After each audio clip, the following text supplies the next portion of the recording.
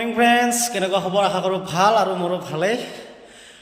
বেয়া লাগি আছে, বিহু আহি পালে, মাঘ বিহু ঘৰত যাব নাপাম, সেইটো কাৰণে বেয়া লাগি আছে।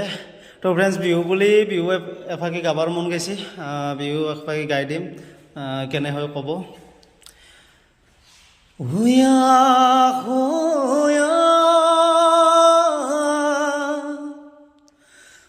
সমনীয়া অসমীয়াৰ কৃষ্টি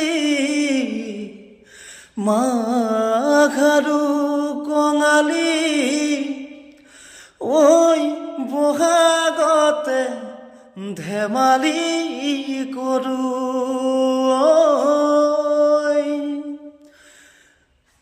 বহাগতে ধেমালি কৰোঁ। তো ফ্ৰেণ্ডছ, মানে অসমীয়াৰ বাপতি সাহোন বিহু কেনেকৈ এৰোঁ, কিন্তু এতিয়া উপায় নাই, যিহেতু চাকৰি সম্পৰ্কত অটত থাকিব লাগে। তো ঘৰত যাব নাপালেও মানে ইয়াতে কৰিম। বেয়া লাগে ঘৰৰ লগত মাঘ বিহুত এসাঁজ খাবাক লাগি, আৰু মানে